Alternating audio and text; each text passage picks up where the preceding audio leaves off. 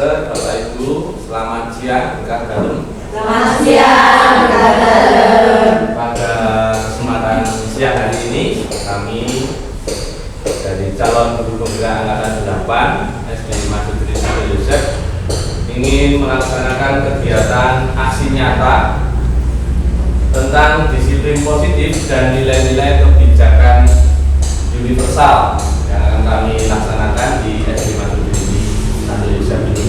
Maka sebelum kita mengawali kegiatan ini, marilah kita berdoa.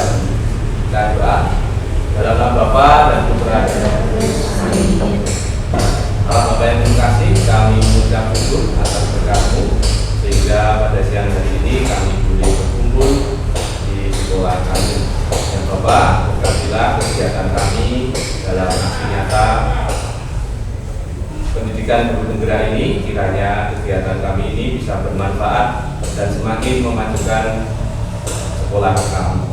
Bapak, doa yang tiada sempurna ini kami panjatkan kehadirat kami. Kemudian kepada Bapa dan Putra dan Roh Kudus. Terpujilah nama Yesus, Bunda Maria dan Santo Yosef. Bapak Fransiskus Asisi, Ibu Magdalena Demen dan Santo Yosef, doakanlah kami. dalam nama Bapa dan Putra dan Roh Kudus. Amin. Ustaz dan Bapak Ibu yang terkasih, pada kesempatan siang hari ini sekali lagi kita akan melihat lalu menyimak tentang implementasi budaya positif, di mana pada siang hari ini kita akan belajar bersama, berefleksi bersama terkait perubahan paradigma belajar, disiplin positif, motivasi perilaku manusia, dan kebutuhan dasar manusia, posisi kontrol, keyakinan kelas, dan segitiga restitusi. Itu yang pertama, kita akan melihat tentang perubahan paradigma belajar, di mana perubahan paradigma belajar ini berdasarkan dari pemikiran Ki Hajar Dewantara. Dasar pendidikan Ki Hajar Dewantara menyatakan bahwa pendidikan memberi tuntunan terhadap segala kekuatan kodrat yang dimiliki anak agar ia mampu mencapai keselamatan dan kebahagiaan yang setinggi-tingginya, baik sebagai seorang manusia maupun sebagai seorang anggota masyarakat. Maksud tujuan pendidikan itu adalah menuntun segala kekuatan kodrat yang ada pada anak-anak agar mereka dapat mencapai keselamatan dan kebahagiaan yang setinggi-tingginya, baik sebagai manusia maupun sebagai anggota masyarakat. Dan strategi dalam mewujudkan pemikiran Ki Hajar Dewantara yang dapat kita lakukan, yang pertama, pembelajaran berpusat pada murid, di mana pendidikan harus dilaksanakan sesuai dengan alam dan zamannya. Yang kedua, pengembangan keterampilan abad 21, di mana mengembangkan keterampilan abad 21 melalui pembelajaran yang kita lakukan di kelas kita. Guru harus menuntun, artinya pembelajaran tidak lagi fokus pada capaian kognitif, tetapi harus menuntun budi pekerti anak. Guru harus memahami karakter muridnya sehingga dapat mengembangkan setiap potensi dan karakter anak, serta penanaman budaya religius, di mana melalui kegiatan-kegiatan berdoa bersama sebelum dan sudah belajar, ibadah di sekolah, ibadah di gereja, atau berkunjung ke Gua Maria, atau ketika melaksanakan kegiatan doa rosario, novena, dan lain-lain. Selain itu, guru juga harus mengenalkan kearifan lokal, di mana sebagai bentuk mencintai budaya lokal yang ada di sekitar kita. Dan nilai-nilai yang dapat kita lakukan atau kita peroleh yaitu berpihak pada murid. Yang kedua, mandiri. Dan yang ketiga, reflektif, kolaboratif, serta inovatif. Selanjutnya, peran guru dalam mewujudkan budaya positif. Yang pertama, sebagai pemimpin pembelajaran dalam mewujudkan budaya positif di kelas. Yang kedua, menjadi pemrakarsa perumusan visi sekolah yang berpihak kepada murid dan berorientasi mewujudkan budaya positif. Yang ketiga, memastikan visi dan program yang disusun telah jelas dan terukur melalui paradigma inquiry apresiatif. Dan peran guru yang keempat, menjadi motor pelaksanaan program-program sekolah, di mana dalam mewujudkan budaya positif sesuai visi yang telah ditetapkan. Selanjutnya, materi selanjutnya akan disampaikan oleh Bu Ani. Kami persilakan. Oke, terima kasih Pak Heri. Kali ini saya akan menjelaskan berkaitan dengan disiplin positif dan nilai-nilai kebijaksanaan universal. Jadi ini masih ada hubungannya dengan tadi. Jadi kita sebagai guru sudah diajak oleh Ki Hajar Dewantara bagaimana menuntun anak dengan nilai-nilai guru yang seperti tadi disampaikan oleh Pak Heri. Sekarang kita akan melihat, kita akan belajar melakukan yang namanya budaya positif. Nah, di sini budaya positif yang pertama yang akan saya bahas berkaitan dengan disiplin positif dulu. Nah, disiplin positif itu merupakan unsur yang paling utama ketika kita akan mewujudkan yang namanya budaya positif. Nah, tujuan dari disiplin positif itu adalah menanamkan motivasi pada murid-murid kita untuk menjadi orang yang mereka inginkan dan menghargai diri mereka sendiri dengan nilai yang mereka percaya. Jadi ketika murid-murid kita sudah memiliki motivasi itu dari dalam diri mereka sendiri atau motivasi intrinsik, nah itu akan dampaknya jauh lebih panjang atau bisa membuat anak itu motivasi itu mempengaruhi mereka dibandingkan hanya adanya hukuman atau hadiah. Jadi kalau motivasi itu ada dua, motivasi dari luar dan motivasi dari dalam. Nah, di sini maksud dari budaya positif di sini atau disiplin positif ini mengajak anak-anak itu motivasinya dalam diri mereka atau unsur intrinsik mereka. Jadi jangkauannya lebih panjang efeknya. Nah, mereka akan tetap berperilaku baik dan berlandaskan dengan nilai-nilai kebajikan karena mereka ingin menjadi orang yang menjunjung tinggi nilai-nilai yang mereka hargai atau mencapai suatu tujuan mulia, yaitu tadi kita akan membudayakan atau mendisiplinkan anak, tapi itu dari unsur mereka sendiri. Jadi dia merasa, oh ya, aku harus melakukan ini, bukan karena disuruh sama guru ini, disuruh sama guru ini. Jadi bukan faktor luar yang membuat dia akan melakukan sesuatu, tapi dari dia sendiri. Nah, nilai-nilai kebijaksanaan salah satu ya sebenarnya ini, kalau sebenarnya nilai kebijakan kan banyak sekali, nilai-nilai kebajikan itu banyak sekali. Saya hanya mencantumkan salah satunya yang memang sedang berada di tempat kita atau teman-teman yang lain, yaitu profil pelajar Pancasila. Ini kan salah satu kebajikan yang memang bisa kita terapkan ke anak-anak, ya. Yaitu saya akan memulai yaitu ketika dia beriman, bertakwa kepada Tuhan Yang Maha Esa dan berakhlak mulia. Lalu yang kedua, bentuk kebinekaan global. Lalu yang ketiga, bergotong royong. Yang keempat, mandiri. Kelima, bernalar kritis. Enam, kreatif. Tapi masih banyak lagi nilai-nilai kebajikan, contohnya disiplin waktu dan sebagainya. Itu adalah nilai-nilai disiplin yang bisa kita terapkan ke anak-anak. Nah, untuk mendisiplinkan anak ini yang saya alami ketika belajar ini, saya merasa sedikit terpojok karena saya sering melakukan ini. Ternyata ini adalah sesuatu yang salah. Jadi menurut Dr. William Glasser itu mengusulkan bahwa manusia itu mampu mengendalikan diri. Jadi kontrol perilaku seseorang itu hanya dapat dikendalikan oleh dirinya sendiri.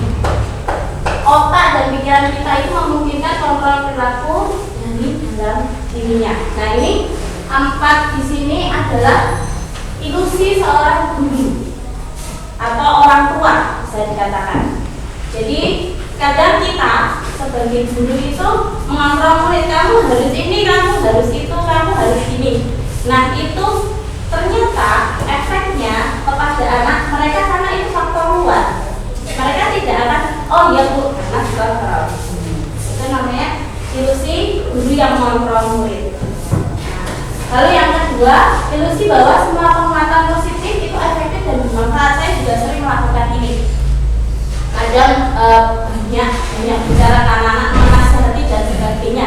Itu kan karena dari unsur kita, ini loh hal yang baik. Nah, mungkin ini masih bisa dilakukan, tapi tidak terlalu banyak, karena anak itu dari Dr. William Glasser ini mengatakan bahwa mereka, anak-anak ini akan menjadi dua hal.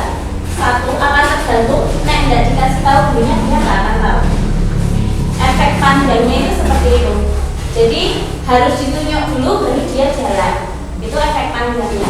Atau yang kedua, suatu saat dia merasa aku belum pernah dikasih tahu sama gurunya, yalah biarin. Jadi ilusi bahwa semua pengetahuan positif itu belum tentu semua anak mau menerima, karena itu masih efek dari luar. Lalu yang ketiga, yaitu ilusi bahwa kritik dan membuat orang merasa bersalah dapat menguatkan karakter. Ini yang sering saya lakukan juga. Jadi membuat anak merasa bersalah itu seakan-akan kayaknya saya berhasil gitu ya. Ternyata itu salah teman-teman. Ternyata ketika kita mengkritik anak, ketika membuat dia merasa bersalah, dia akan malah menjadi minder.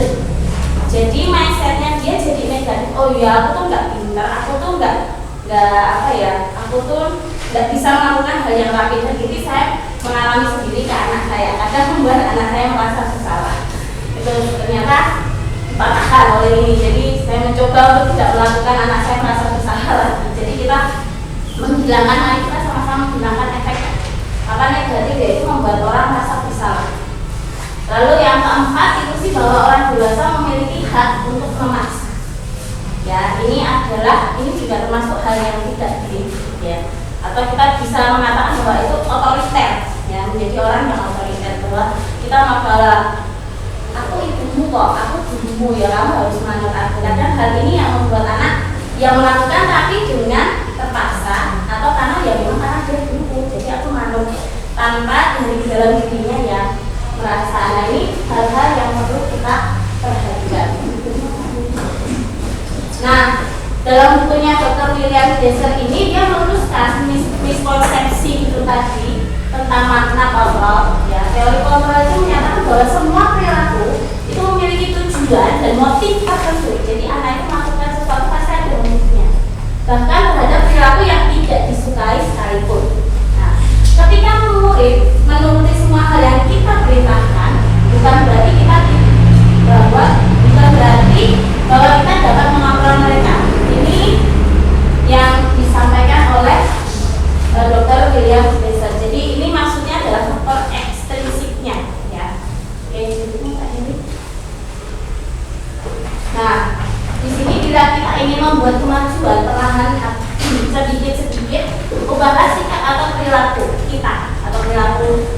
kita sendiri, ya, karena unsur instrinsiknya yang akan kita lihat. Namun bila kita ingin memperbaiki cara-cara utama kita, maka kita perlu mengubah kerangka acuan kita. Ubahlah bagaimana Anda melihat dunia, bagaimana Anda berpikir tentang manusia, ubahlah paradigma Anda, skema pemahaman dan penjelasan aspek-aspek tertentu tentang realitas. Ini kata-kata bijak dari Stephen Covey, ya. Nah, ini sebenarnya awal dari kita mengajak kita bagaimana kita sebagai guru itu tidak terlalu banyak sebagai orang yang mengontrol, tapi seperti yang dikatakan oleh Kiai Saifullah menuntun. Nah, cara menuntunnya selanjutnya akan dilanjutkan oleh Pak Heri yang berkaitan dengan kebutuhan manusia atau kebutuhan dasar manusia. Lanjutkan apa yang disampaikan Bu Hari tadi, bahwa kita sebagai manusia tentu ketika melakukan sesuatu mempunyai tujuan, entah itu tujuannya apa, tetapi pasti ketika kita mau melangkah, menggerakkan badan atau diri kita itu kita punya tujuan. Nah, semua yang kita lakukan itu tentu usaha dan terbaik kita untuk mendapatkan apa yang kita inginkan. Sebetulnya saat itu kita sedang memenuhi satu atau lebih dari kebutuhan dasar kita.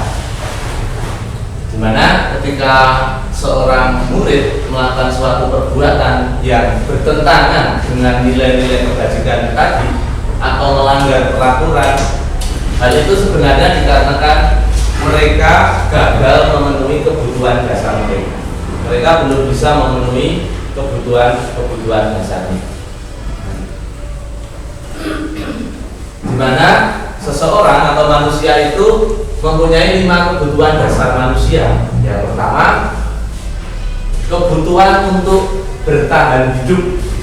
Nah, untuk bertahan hidup ini bersifat fisiologis. Untuk bertahan hidup misalnya dia harus sehat, bisa tinggal di suatu tempat yang aman, nyaman, atau dia bisa memenuhi kebutuhan makanan atau minumannya dalam keseharian. Ini kebutuhan untuk bertahan hidup. Kemudian kebutuhan kasih sayang dan rasa diterima. Ketika anak ini bisa memenuhi rasa kasih sayang atau rasa diterima oleh seseorang yang ada di sekitarnya, tentu kebutuhan ini sudah dapat menjadi kebutuhan dasar mereka. Yang ketiga, kebebasan. Seseorang itu mempunyai kebutuhan untuk bebas. Bebas dalam arti di sini tidak bebas akar pribadi begitu, tetapi bebas untuk melakukan sesuatu untuk meraih tujuan yang ingin dicapai. Kemudian kebutuhan untuk kesenangan. Tentu setiap orang, terlebih anak-anak kita, ketika mendapatkan sesuatu, mereka juga bisa memenuhi rasa senangnya itu atau fun, menyenangkan dalam bentuk kegiatan kalau di sekolah dalam proses pembelajaran itu. Kemudian penguasaan atau pengakuan kemampuan, di mana pengakuan kemampuan ini juga menjadi kebutuhan dasar yang nanti itu semua terpenuhi. Maka seperti tadi disampaikan bahwa ketika salah satu kebutuhan dasar ini tidak terpenuhi, kemungkinan besar anak itu akan melakukan sebuah pelanggaran atau aturan yang sudah ada. Tetapi ketika anak atau seseorang itu bisa memenuhi kelima kebutuhan dasar yang dimiliki, tentu kehidupannya akan baik begitu ya, baik dalam hal bisa mencapai tujuan atau tanpa melanggar dan melakukan apapun.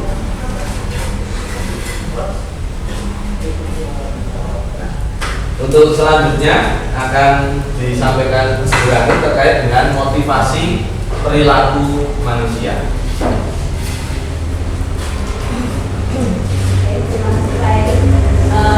Berkaitan semua ini sebenarnya berkaitan dengan jadi tadi kita berbicara bagaimana anak-anak itu mempunyai kebutuhan dasar. Jadi ketika mereka melakukan melanggar suatu aturan, sebenarnya mereka membutuhkan ya ada satu yang hilang dari 5 kebutuhan dasar ini tadi. Nah, sekarang saya akan memasukkan ke dalam teori motivasi. Setiap orang itu memiliki 3 motivasi dalam hidupnya. Ya, pengaruh motivasi itu menyatakan bahwa teori motivasi ini yang pertama, dia punya motivasi yaitu untuk menghindari ketidaknyamanan atau hukuman. Ya, ini motivasi pertama. Jadi mungkin ketika seorang anak dipanggil gurunya, kamu di sini, barunya begini. Nah, ya bu, aku salah, aku nggak akan mengulanginya lagi, tapi hanya dalam mulut karena dia mau menghindar saja. Jadi sebenarnya dia tidak menyelesaikan masalah sama sekali, tapi dia bertujuan motivasinya dia biar cepat selesai, dia menghindari masalah, tapi bukan dari apa yang dia alami sendiri. Itu motivasi yang pertama. Lalu motivasi yang kedua, untuk mendapatkan sebuah imbalan atau penghargaan dari orang lain. Jadi misalkan mungkin ada anak yang tampaknya kelihatan bagus di depan dunia, dan dia dibilang kamu hebat sekali, itu motivasi dia dapat sebuah ujian. Jadi seperti itu. Nah, Lalu motivasi yang ketiga ini adalah untuk menjadi orang yang mereka inginkan dan menghargai diri sendiri dengan nilai-nilai yang mereka percaya. Nah, dari tiga motivasi ini sebenarnya yang paling baik adalah yang ketiga. Karena apa? Karena ini motivasi dari dalam dirinya sendiri. Kalau yang dua di atas itu adalah motivasi karena melakukan sesuatu biar biar selesai masalahku, atau biar aku mau menghindari masalah ini, biar tidak diselesaikan, atau biar aku dapat hadiah, biar aku dapat hukuman. Mungkin kalau biar tidak dapat hukuman ya berbohong sedikit biar tidak dapat hukuman. Nah, itu dua hal yang atas itu yang tidak begitu baik. Yang baik itu motivasi yang ketiga. Nah, kita diharapkan sebagai guru itu melakukan sesuatu itu yang menggunakan motivasi yang ketiga, yaitu ya dari diri kita sendiri. Bagaimana kita mau melakukan sesuatu itu ya karena aku pengen tambah baik, karena untuk diri sendiri, karena untuk kebaikan itu tujuan. Lalu saya juga akan menyampaikan tentang tiga hal, yaitu berkaitan dengan hukuman, konsekuensi, dan restitusi. Tapi sebelum masuk ke hukuman, konsekuensi, dan restitusi, kita tahu bahwa yang namanya hukuman itu bisa berupa fisik maupun psikis, bersifat tidak terencana atau tiba-tiba, dan bersifat satu arah. Yaitu dari pihak guru yang memberikan murid hanya menerima satu hukuman tanpa melalui suatu kesepakatan. Oh, kamu salah ini, kamu harus ini, itu hukuman. Lalu sebuah penghargaan atau iming-iming ya, jika melakukan sesuatu akan mendapatkan sesuatu yang baik, adalah hal yang tidak efektif sebenarnya dalam mengontrol perilaku murid ya, tentunya karena anak akan melakukan sesuatu hanya karena pengaruh dari eksternal. Lalu yang ketiga, penghargaan maupun hukuman itu adalah cara-cara mengontrol perilaku seseorang yang akan menghasilkan potensi pembelajaran yang sesungguhnya, karena mereka tidak belajar sebenarnya. Karena yang satu karena dihukum, misalkan memang di sekolah ada aturan hari Senin wajib memakai sepatu warna hitam, kamu nggak pakai sepatu warna hitam, sekarang lari 10 kali lapangan. Anak merasa dihukum, tapi dia tidak belajar sesuatu. Oh ya udah, biar besok aku menghindar, biar tidak perlu lari 10 kali, ya udah aku pakai sepatu. Tapi kan bukan karena oh iya aku salah, dan gitu maksudnya ya. Lalu Pak Heri, nah ini bedanya antara hukuman, konsekuensi, dan restitusi. Nah, hukuman itu adalah cara untuk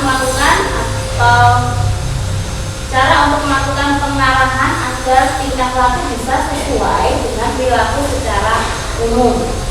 Mengingat sebuah hukuman diberikan jika tingkah laku yang tidak diharapkan itu tidak detailkan di depan umum. Lalu konsekuensi itu adalah perilaku yang berfokus mengajarkan anak bagaimana bertindak laku lebih baik untuk depannya. Nah, konsekuensi ini memberikan pilihan-pilihan jalan keluar kepada pelanggar ya. Lalu restitusi itu akan memberikan kepada orang yang melakukan pelanggaran untuk menyelesaikan masalah atau mencari keuntungan. Sebelum saya lanjut, saya minta teman-teman guru semua juga mungkin bisa memberikan contoh kepada saya, contoh pelanggaran itu seperti apa, contoh konsekuensi itu seperti apa, yang bisa bantu untuk contoh sebuah hukuman itu contohnya seperti apa. Kalau menghukum, biasanya kalau kita menghukum anak seperti apa? Kalau kita menghukum anak, Maju ke depan, ayo maju ke depan, maju ke depan karena apa? Gimana? pakai dasi. Ya, sini maju ke depan, kamu nggak pakai dasi, ya itu hukuman ya teman-teman ya. Tersetuju kan? Itu ya, itu hukuman. Satu lagi mungkin contoh hukuman yang mungkin pernah kita lakukan atau yang sering kita lihat. Contoh hukuman apa? Mungkin seksi. Menulis soal belajar PR ya, jadi menulis 2 kali lipat. Oke, karena tidak mengerjakan PR, kerjakan 2 kali lipatnya. Oke, itu hukuman. Jadi itu satu arah, karena guru yang memberikan, ya, satu arah. Nah, biasanya kita juga, ayo konsekuensinya apa, gitu kan? Nah, kalau di sini bedanya hukuman sama konsekuensi apa kalau menurut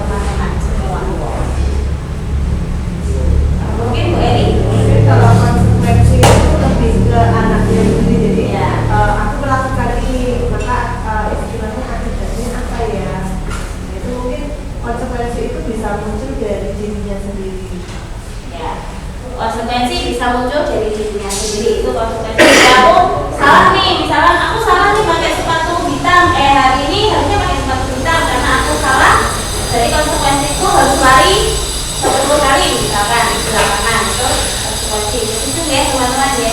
Mungkin satu lagi dilanjut. Misalnya dia tidak mendengarkan saat diberi penjelasan, Ya, maka konsekuensinya ya dia tidak mengerjakan sesuai yang diperintahkan ya. diperintahkan. Ya, konsekuensi ya. Nah, kita sering mendengar dua hal itu, yaitu berkaitan dengan hukuman dan konsekuensi. Hukuman itu dari satu arah, sedangkan konsekuensi mungkin sudah mulai pembicaraan dua arah. Adalah konsekuensinya apa kalau kamu seperti ini? Ya aku jadi tidak tahu Bu harus ngerjain apa. Konsekuensinya apa kalau kamu tidak pakai sepatu hitam? Ya berarti aku sudah sesuai yang biasanya Bu suruh lari 10 kali belakangan misalkan seperti itu. Nah, tapi ternyata menurut yang kami pelajari, ternyata dua hal itu efek positifnya itu tidak baik karena itu masih eksternal. Nah, maka disitulah yang paling terbaik yang disebut dengan restitusi. Restitusi itu jadi dia ketika anak melakukan sesuatu kesalahan, ya, kita akan memberikan kepada anak tersebut itu memberikan jalan kepada mereka menemukan solusinya itu apa. Jadi restitusi itu seperti sebuah kayak solusi gitu ya teman-teman. Jadi membuat sebuah solusi yang memang ya kesepakatan dua pihak, dan itu yang mengambil adalah anak itu sendiri. Itu yang disebut dengan restitusi. Nah, restitusi itu adalah salah satu cara menanamkan yang namanya disiplin positif itu tadi teman-teman. Pada murid sebagai bagian dari budaya positif. Karena apa? Karena restitusi itu mengajak anak untuk terlibat. Oh, aku tuh hari ini tidak mendengarkan Bu lagi saat menjelaskan. Nah, kita sebagai guru, yo kamu harusnya gini, sudah tidak lagi.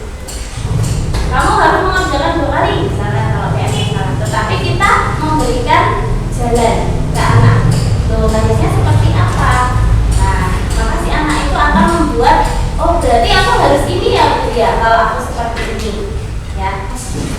Nah, ini ya seperti gue disampaikan ya, kita sudah belajar tentang coaching. Sebenarnya memang ini akan mengarah ke yang namanya coaching, betul. Jadi membuat si anak tersebut ya, dia akan merasa, oh aku harus melakukan ini. Jadi itu tadi dari awal yang saya sampaikan, faktor internalnya atau intrinsifnya yang akan kita sentuh sebenarnya. Poin pertama kita belajar hari ini budaya positif itu adalah menyentuh hati si anak tersebut. Itu yang bisa saya sampaikan akan dilanjutkan oleh Pak Heri berkaitan dengan posisi kontrol. Terima kasih Bu Dani. Jadi Bapak Ibu, tadi sudah disampaikan bahwa memang kita selama mendapatkan materi atau hal baru ini, kita lebih diajak untuk dekat dan berpihak pada murid.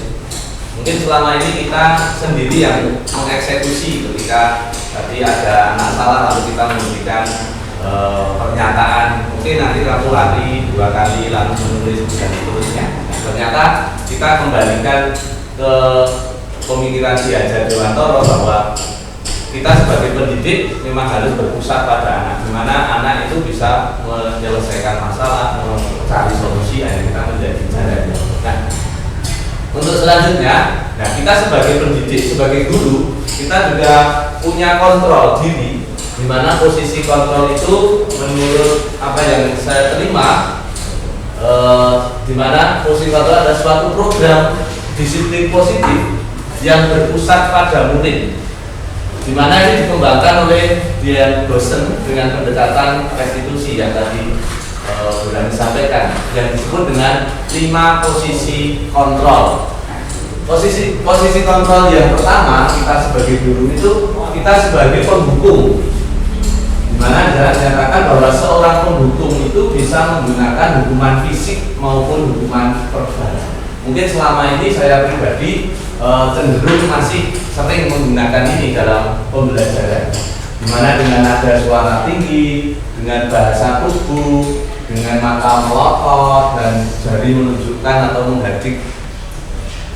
Dan ini hasilnya kemungkinan murid atau anak-anak kita itu akan marah atau menjadi pendendam dan bersifat agresif. Nah, ketika kita ingatkan, malah anak itu semakin agresif. Kok kandani, kok angel, nah, seperti itu. Nah, ini ternyata ketika kita melihat diri dalam posisi kontrol, kita masih sebagai pendukung. Kemudian posisi yang kedua, membuat rasa bersalah, di mana pada posisi ini biasanya guru akan bersuara lebih lembut, nada suaranya memelas, halu, sedih, bahasa tubuhnya, lalu merapat pandangan, ngajak bicara dan lesu. Ini hasilnya apa? Anak diposisikan merasa bersalah. Jadi yang salah itu anak, karena kita menjadi posisinya sebagai pembuat rasa bersalah. Yang ketiga, sebagai teman, guru pada posisi ini tidak akan menyakiti murid, namun akan tetap berupaya mengontrol murid melalui persuasi, ya, dengan nada suara, ramah, akrab, dan bercanda, dengan bahasa tubuh, lalu dengan candaan dan sebagainya, supaya anak ini merasa bahwa kita itu sebagai temannya atau sebagai sahabat. Nah, hasilnya apa? Hasilnya yang diperoleh murid atau anak kita, anak akan merasa senang dan akrab dengan guru. Lanjut, yang keempat, kita sebagai guru ini sebagai pemantau. Posisi yang tepat adalah sebagai pemantau, di mana memantau berarti mengawasi dengan tentunya dengan nada suara yang nyata, bahasa tubuh yang formal, sehingga hasilnya apa? Murid memahami konsekuensi yang harus dijalankan karena telah melanggar salah satu peraturan sekolah. Kita hanya memantau saja. Dan yang terakhir, sebagai manajer, posisi di mana guru berbuat sesuatu bersama dengan murid, lalu mempersilahkan murid itu mempertanggungjawabkan perilakunya, mendukung murid agar dapat menemukan solusi atas permasalahannya sendiri. Nah, ini dengan nada tulus, bahasa tubuh tidak kaku, lalu kita ajak bicara. Nah, menurut apa yang kami pelajari, bahwa guru yang baik itu diharapkan menerapkan posisi manajer atau minimal itu sebagai pemantau agar dapat menghasilkan murid yang bertanggung jawab, mandiri, dan merdeka. Kembali seperti pemikiran Ki Hajar bahwa semuanya itu berpusat pada murid. Maka kita diharapkan, kita diajak untuk memposisikan diri kita minimal itu sebagai pemantau, bukan pembuat menjadi salah, bukan yang menghukum, bukan sebagai teman atau sahabat. Nah, mungkin saya pribadi selama ini masih menganggap bahwa saya sebagai guru dekat. Mereka menganggap kita sebagai sahabatnya, sehingga apapun sering cerita, ini menjadi sesuatu yang mungkin jadi hal-hal yang saya peroleh. Ini kita membuka wawasan bahwa sebaiknya kita sebagai guru menjadi posisi sebagai pemantau atau manajer. Nah, untuk selanjutnya terkait dengan segitiga restitusi untuk guru tadi, lanjut. Baik, terima kasih Pak Edi. Oke, berkaitan dengan segitiga restitusi. Jadi kita sebagai guru ya, tapi diharapkan bisa menjadi posisinya adalah seorang manajer atau setidaknya minimal pemantau. Tujuannya kita sebagai manajer itu adalah melakukan disiplin positif yang mengarah ke restitusi. Nah, dalam restitusi yang kami pelajari itu ada yang namanya segitiga restitusi. Nah, segitiga restitusi itu apa? Ya. Nah, tujuan dalam segitiga restitusi itu adalah membimbing murid agar berdisiplin positif dengan motivasi yang berasal dari dalam atau dalam internal. Ya. Nah, tahapan-tahapan pada pendekatan segitiga restitusi itu ada 3. Yaitu menstabilkan identitas, lalu yang kedua validasi tindakannya yang salah, lalu yang ketiga ketiga menanyakan keyakinannya. Nah ini segitiga restitusi. Jadi bagian yang pertama itu kita menstabilkan identitas anak. Jadi mungkin kata-kata yang bisa kita lakukan adalah setiap orang pasti pernah melakukan kesalahan atau kau bukan satu-satunya yang pernah melakukan ini. Tujuan utamanya adalah kita mau mengulik ya, tidak langsung ngejudge istilahnya ya, tidak langsung menyalahkan anak, tapi sebenarnya mau menyentuh hatinya dulu. Misalkan ada anak yang berantem ya, ada anak yang berantem, kita kenapa kamu berantem, kalau sudah kata kenapa ya, mungkin kita sudah belajar dan melakukan kan itu akan langsung mematahkan itu semua. Tetapi mari kita sama-sama mendekatkan diri ke anak-anak. Kalau marah ya sama aku ini juga sedang marah gitu ya. Jadi itu tujuan menstabilkan identitas ya. Jadi kita akan mendekatkan ke anak tersebut. Nah, lalu ketika kita sudah bisa mendekati anak tersebut, kita sudah mungkin bisa dikatakan anak itu merasa, oh aku tidak sedang diintimidasi nih, aku sedang diajak ngobrol biasa. Maka kita bisa lanjut ke validasi tindakan yang salah.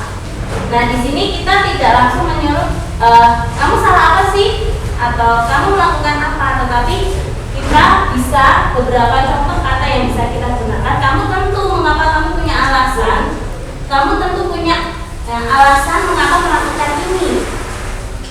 Kamu punya alasan kenapa kamu berantem sama temennya. Atau mungkin adakah cara yang lebih efektif untuk mendapatkan apa yang kamu butuhkan. Lalu baru turun ke menanyakan keyakinannya. Nah, keyakinan kelas di kelas kita itu seperti apa? Nah, tentang keyakinan kelas nanti akan disampaikan oleh Pak Dewi. Kamu ingin menjadi orang seperti apa? Tapi lebih jelasnya saya akan sampaikan di sini. Nah, yang namanya menstabilkan identitas itu bagian besar dari segitiga restitusi tadi, yaitu bertujuan untuk mengubah identitas anak dari orang yang gagal karena melakukan suatu kesalahan menjadi orang yang sukses. Jadi sukses untuk bisa, bukan sukses dalam hal lalu dia berhasil kekayaan atau apa, tetapi sukses untuk bisa mencapai solusinya kalau dia sudah melakukan suatu kesalahan. Lalu anak yang melanggar peraturan ya, karena sedang mencari perhatian ya, adalah anak yang sedang mengalami kegagalan sebenarnya. Dia mencoba untuk memenuhi kebutuhan dasarnya, namun ada benturan. Nah, kalau kita mengkritik dia, maka kita akan tetap membuatnya dalam posisi gagal karena kita sudah mengkritik dia. Oh berarti aku sudah salah, ya, sudah selesai di situ. Ya. Nah, kalau kita ingin menjadi yang reflektif, maka kita harus meyakinkan si anak tersebut. Beberapa contoh kata yang bisa kita gunakan, seperti tadi yang saya sampaikan, berbuat salah itu tidak apa-apa. Tidak ada manusia yang sempurna, atau saya juga pernah melakukan kesalahan seperti itu, atau kita bisa menyelesaikan ini ya. Jadi ini adalah kata-kata yang bisa kita gunakan untuk memulai ya, untuk memulai percakapan kita agar anak itu merasa tidak diintimidasi, merasa sudah gagal di awal. Jadi lalu yang kedua adalah validasi tindakan yang salah. Di sini semua tindakan manusia baik atau buruk pasti memiliki maksud dan tujuan tertentu. Nah, kita mungkin tidak suka sikap seseorang anak yang terus-menerus merengek misalnya. Tapi bila sikap itu mendapat perhatian kita, maka itu telah memenuhi kebutuhan anak. Jadi sebenarnya mereka perhatian, caper lah ya, namanya caper. Kalau kita sebenarnya ada apa misalnya seperti itu, sebenarnya kebutuhan mereka sudah terpenuhi.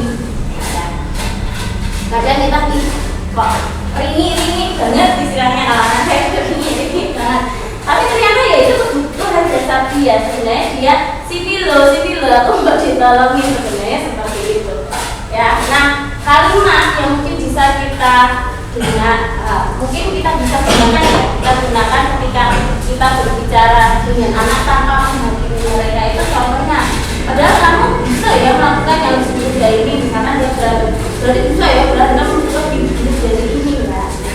Jadi seperti seorang teman gitu ya. Kamu pasti punya alasan mengapa melakukan itu. Ya.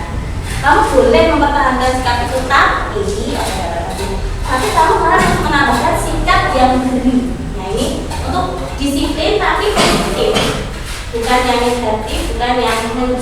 membuat anak semakin merasa gagal. Itu tujuan utama dari restitusi.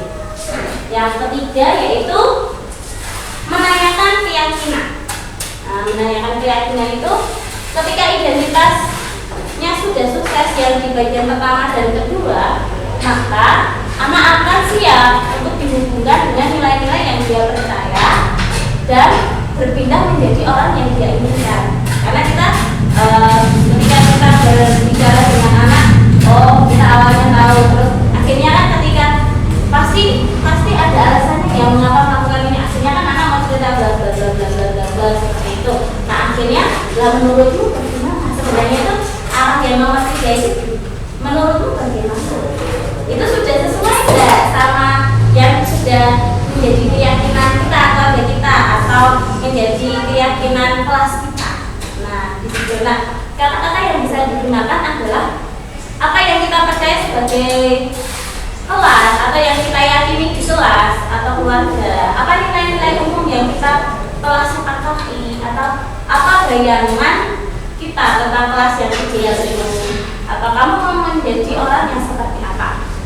Itu contoh ya kalimat-kalimat yang bisa kita terapkan ke dalam kelas. Nah kemarin saya kemarin juga mencoba untuk melakukan membuat yang namanya keyakinan kelas. Kita mencoba membuat namanya keyakinan kelas di kelas. Nah itu tujuannya utamanya adalah untuk mengingatkan kembali kalau ada peristiwa-peristiwa yang bisa diingatkan lagi dengan keyakinan tersebut pada anak-anak. Nah selanjutnya berkaitan dengan keyakinan kelas ini akan disampaikan oleh Pak Heri. Baik, terkait dengan keyakinan kelas, mungkin Bapak Ibu juga sering ketika awal tahun pelajaran dan tahun ajaran ini, sebelum kita mengawali pembelajaran 1 tahun ke depan, biasanya kita mengajak anak-anak untuk menentukan atau membuat aturan. Tapi dari apa yang kami pelajari bahwa dalam membuat keyakinan, sekarang lebih ke keyakinan. Jadi kita mengajak anak untuk memunculkan apa yang mereka yakini, bahwa saya di kelas yang baru ini saya yakin akan apa. Nah, jadi keyakinan kelas itu berupa pernyataan-pernyataan universal dalam bentuk kalimat yang positif, tidak terlalu banyak dan dapat diterapkan di lingkungan sekolah atau di lingkungan kelas.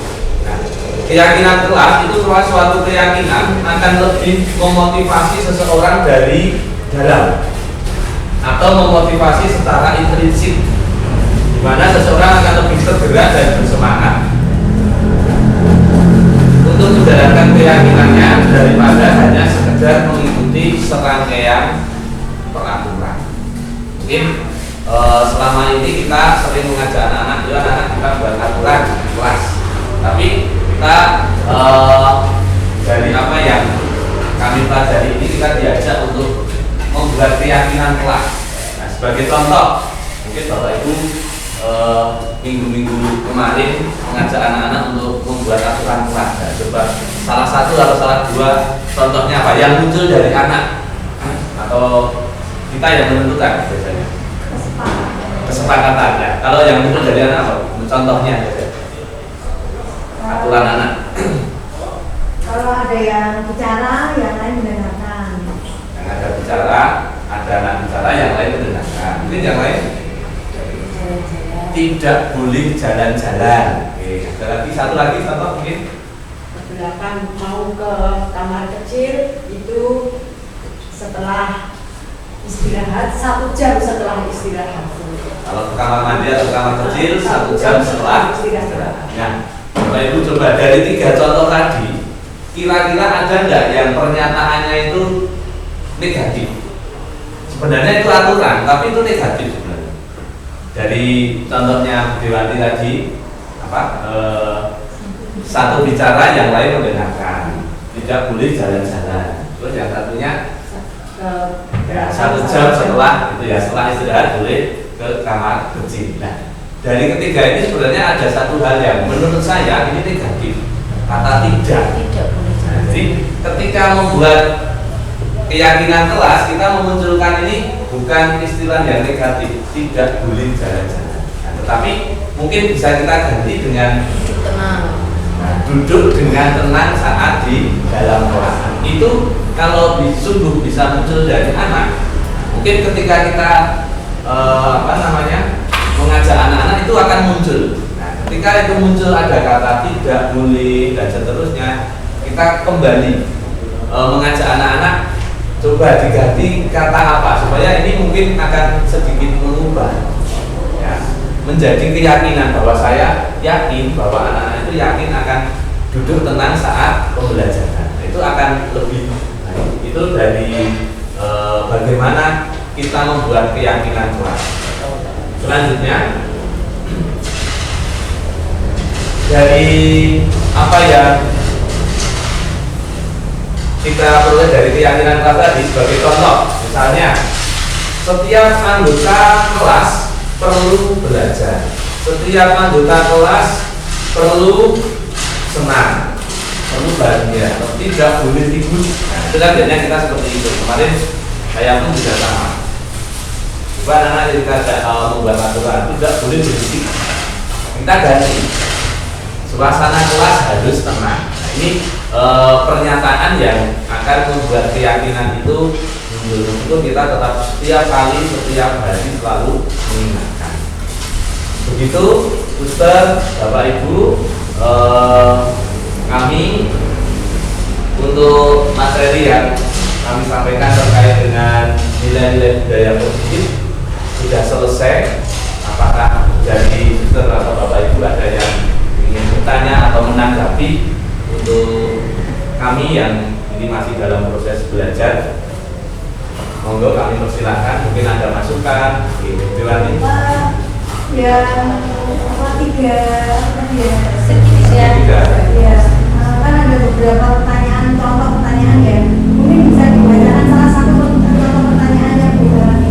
Oke, baik guys. Sebenarnya setelah ini saya mau kirimkan ke WA contoh kita sama-sama mencoba membuat segitiga restitusi atau membuat solusi untuk permasalahan anak yang sedang dialami. Nah, ini saya mau WA ke grup ya teman-teman. Kita buat kelompok dulu, Pak Heri mungkin bisa memfasilitasi untuk membuat kelompok. Saya akan share di grup soal ceritanya. Jadi ini ada suatu kasus, nanti Bapak Ibu bisa bergabung, mungkin berbuat kelompok saja, yang sebelah kanan saya dan sebelah kiri saya. Nah, nanti coba didiskusikan terkait ini dan kita bisa mempraktekkan gitu ya Bu. Iya, betul. Kita akan mencoba mempraktekkan dari apa yang sudah ada. Silakan Bapak Ibu bisa membuka grup itu ya.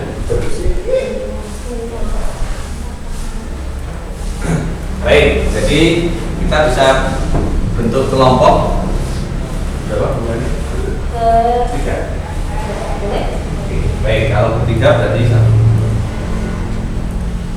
atau berempat saja. Ya, semoga Bu Heri, Bu Ari bisa mendekat ke Bu Septi dan Bu Sinta dan sini.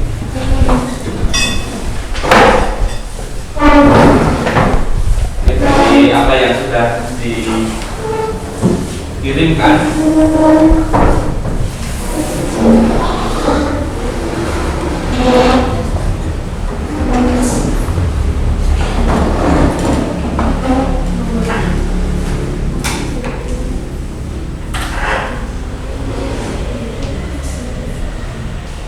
baik, sudah baru proses. Mungkin dari sambil menunggu Bu Rani, kita saat berkelompok ini bisa mencari contoh ketika kita melakukan nanti kegiatan restitusi. Jadi contohnya misalnya ada salah satu dari anggota kelompok yang melakukan kesalahan. Nah, dari situ kita akan belajar bagaimana kita melakukan atau mendemonstrasikan nanti untuk kegiatan restitusinya. Misalnya anak ini terlambat, ya. Terbalik.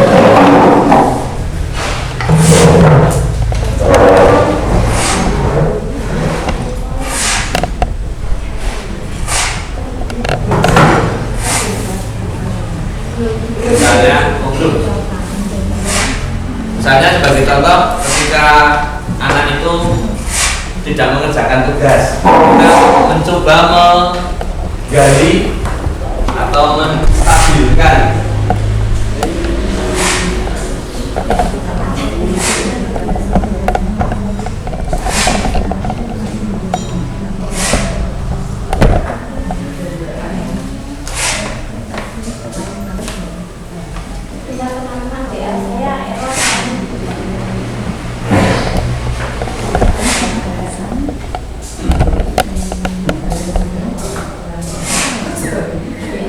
dari kelompok.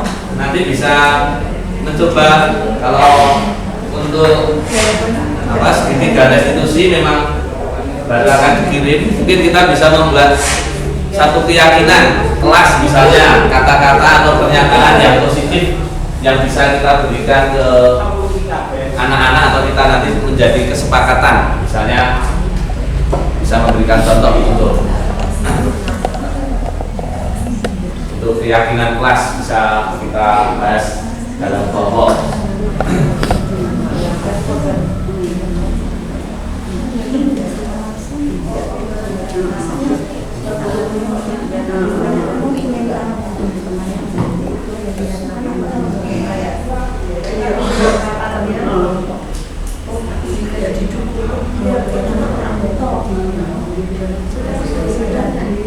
Mungkin di grup sudah muncul, itu ada satu kasus. Nah, kita akan melihat pernyataan mana yang dalam bagian segitiga restitusi tadi, bagian yang menstabilkan. Bagian yang pertama, kira-kira pernyataan yang mana? Mungkin dari kelompok bisa menemukan. Itu ada kasus di mana kasus itu seorang ibu guru, Bu Santi ya, bukan ya, Bu Santi sedang, istilahnya kalau kita mengenal dengan bahasa coaching, kita sebagai coachnya, kemudian anak ini menjadi coachingnya. Dari bagian itu, dari deskripsi itu, mana yang langkah restitusi yang pertama yang dilakukan Bu Santi itu kira-kira yang mana?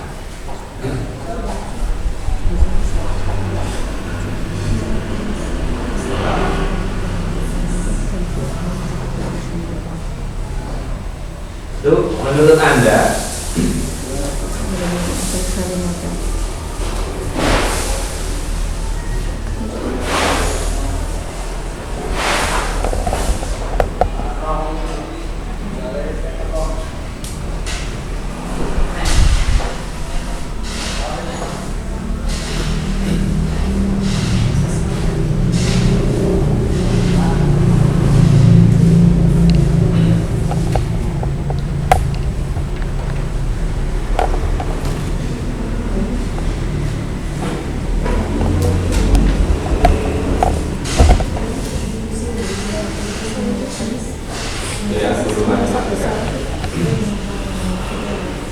langkah restitusi yang sudah dijalankan Ibu Santi?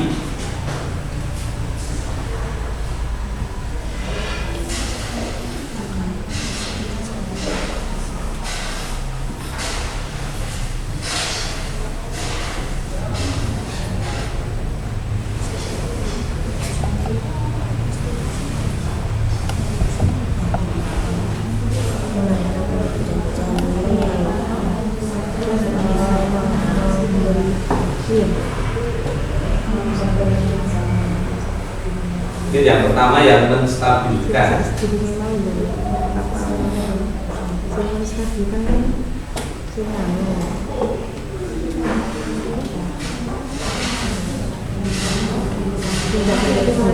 Selain saya kirimkan file materinya, teman-teman bisa melihat nanti menurut teman-teman itu masuk yang restitusi gimana kontrolnya yang mana? Tapi benar menurut saya.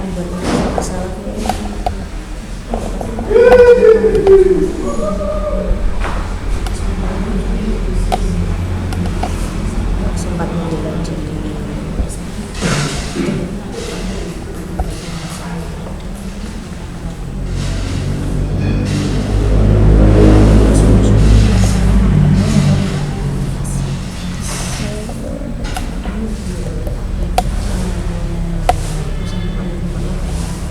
langkah yang untuk menstabilkan identitas, kemudian langkah yang kedua tadi untuk segitiga restitusi.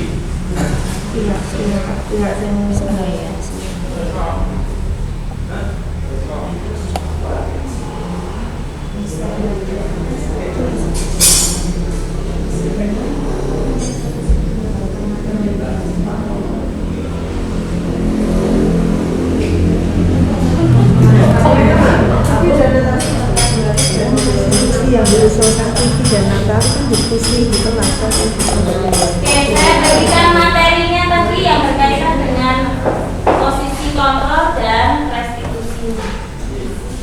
Yang posisi kontrol itu yang sebagai penghubung, membuat rasa bersalah, kemudian teman, lalu pemantau dan manajer.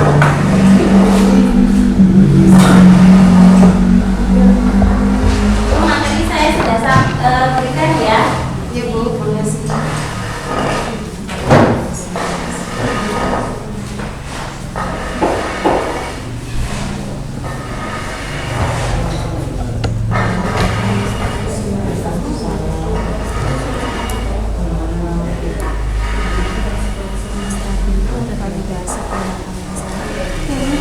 Cocok ya.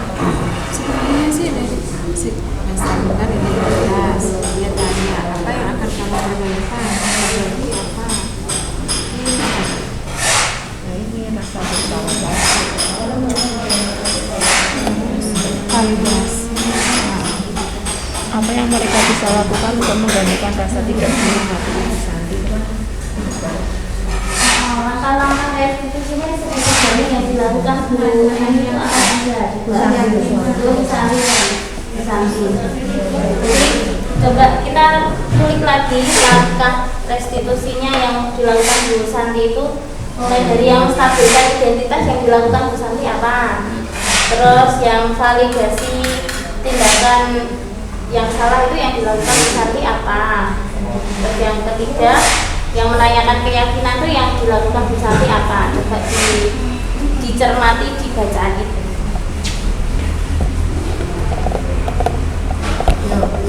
Jadi kita lihat yang menstabilkan identitas yang dilakukan Bu Santi itu apa aja, kata-kata mana yang menunjukkan bahwa Bu Santi itu sedang menstabilkan identitas. Terus di bagian mana yang Bu Santi itu melakukan hal itu tindakan yang Tindakan itu boleh saja. yang Saya pun stabilkan identitas dulu. bahwa Bu Santi itu sedang menanyakan keyakinan. Ini bisa menstabilkan identitas. Tindakan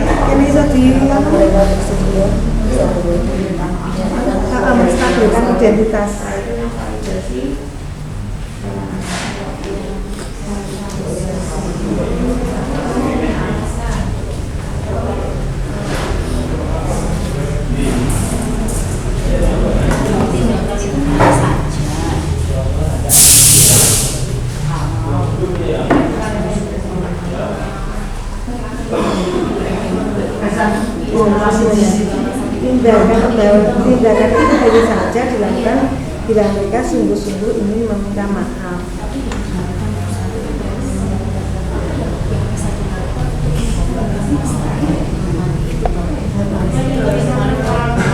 Namun bisa menanyakan kembali apa yang mereka bisa lakukan untuk menggantikan apa yang mereka bisa lakukan.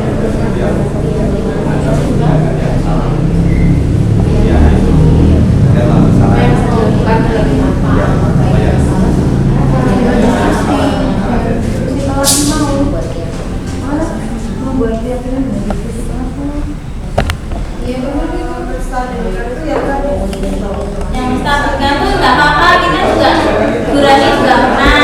Itu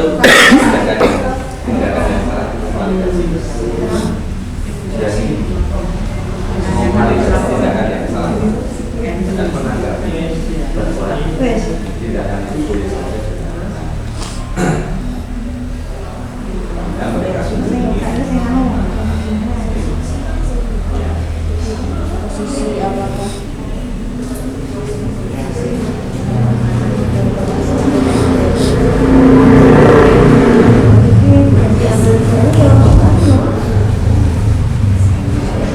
Apa yang bisa kita lakukan untuk memberikan rasa keadilan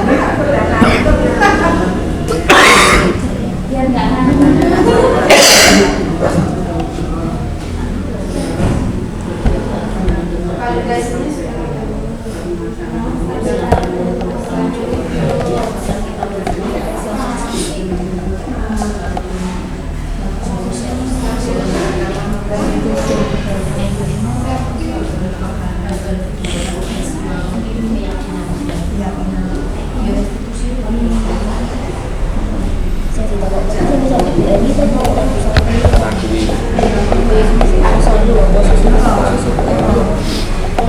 posisi ini ya, sorry, posisi ini begini, posisi Bu Eni kan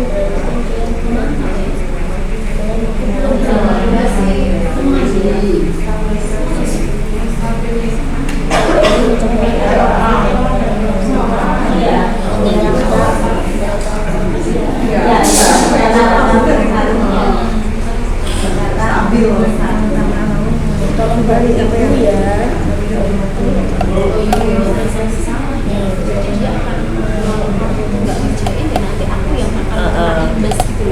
dengan lirik kuasa nih kelas sekolah ya.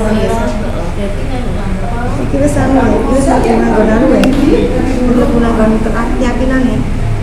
buat rasa salah ya.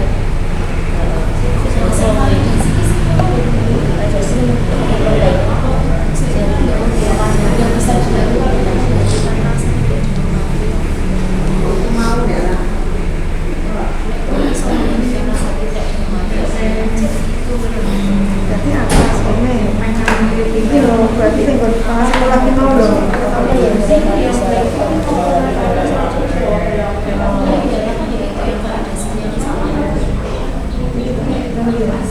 Ayo, ini Bu Eni Santi toh.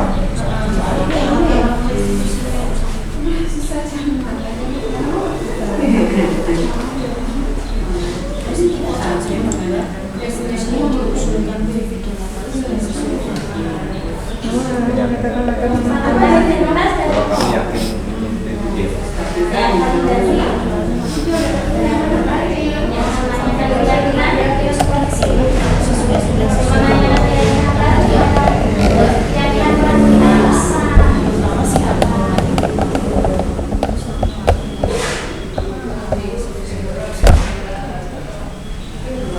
Ini loh, Kak, apa yang ada salah ini orang?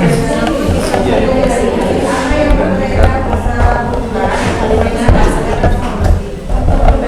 Mengakui kesalahan.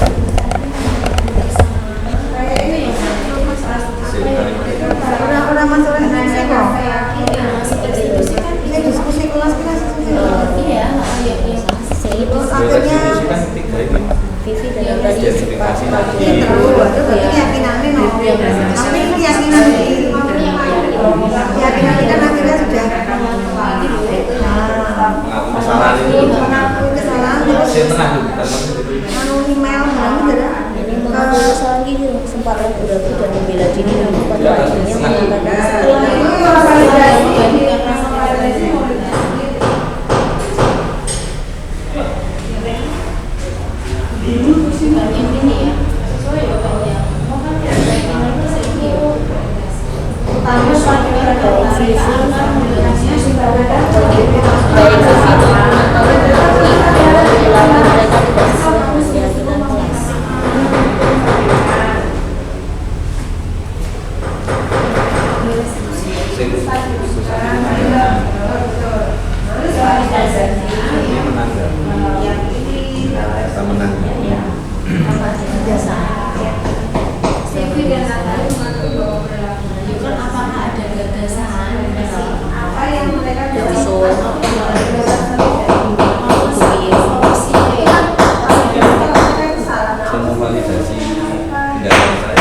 Santi menanggapi bahwa tindakan itu boleh saja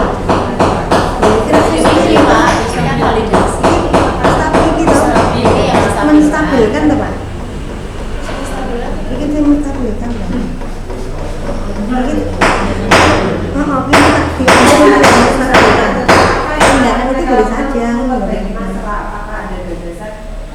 Jadi kan kita menstabilkan kan. Atau memanggil. Setiap orang bisa menimbulkan kesalahan.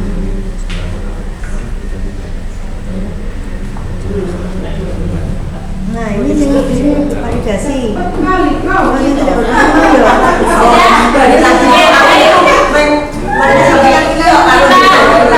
Kita diskusikan bersama ya teman-teman. Mari kita mungkin dari kelompoknya yang di sini, kelompoknya Bu Nina bisa menyampaikan pertanyaan yang pertama di sini. Langkah-langkah restitusi. Ya, langkah restitusi apa saja yang sudah dijalankan Ibu Santi? Apakah tiga-tiganya sudah dilakukan kalau menurut kelompoknya Bu Nina? Sudah. Sudah belum? Sudah. Sudah. Kalau kelompoknya Bu Eri, tiga-tiganya sudah ada? Sudah. Oke, berarti setuju ya dua-duanya bahwa Bu Santi sudah melakukan Bu Santi di sini sudah melakukan segitiga restitusi dengan lengkap. Nah, sekarang kita lihat satu persatu. Langkah restitusi yang pertama menstabilkan identitas. Kalau menurut kelompoknya Bu Eri, yang menstabilkan identitas yang menunjukkan yang mana?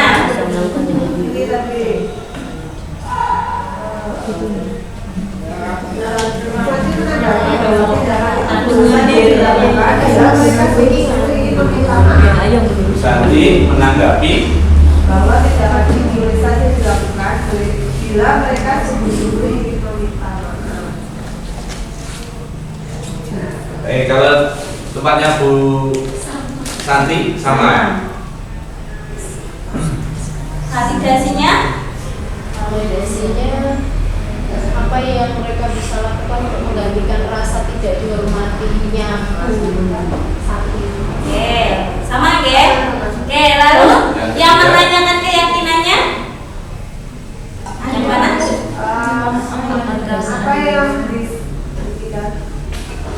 Apa yang mereka lakukan untuk memperbaiki masalah? Ya, apa yang mereka lakukan untuk memperbaiki masalah tersebut? Artinya dia melakukan, anak-anak akan melakukan itu. Hebat semua Pak, itu ternyata teman-teman.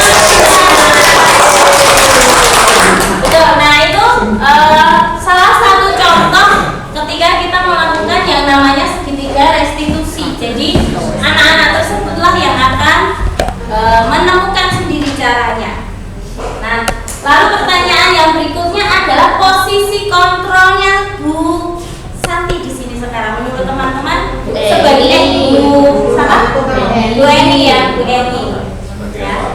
Sebagai apa? Manajer, sebagai pemantau, pemantau ya. Buat rasa bersalah. Bu Eni Bu Eni itu yang kalimat awal tadi itu loh. Ketika Bu Eni ngomong nanti kok dimarahin sama Pak Kepala Sekolah gitu. Ya, kalau Bu Eninya posisinya membuat merasa bersalah. Tapi bisa juga tidak sebagai teman, karena ngobrolnya seperti teman. Menurut teman-teman semua. Ayolah, betul sekali Bu Eri. Jadi bisa posisi kontrol kita itu bisa lebih dari satu. Bu Eni di sini dia melakukan dua hal, posisi kontrol sebagai teman, tetapi sekaligus dia juga posisi kontrol membuat si anak itu bersalah. Nah sekarang kalau posisinya Bu Santi, posisi kontrolnya sebagai siapa? Kalau Bu Santi di sini manajer. betul. Nah itu yang diharapkan dari kita para guru bahwa kita bisa menjadi seorang posisi kontrol manajer di sini. Itu. Terima kasih diskusinya teman-teman, mungkin bisa kembali ke tempat duduknya masing-masing. Mungkin bisa kembali ke tempat duduknya masing-masing, kita akan closing. Sebenarnya masih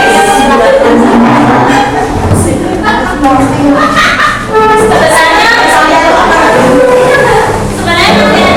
lagi.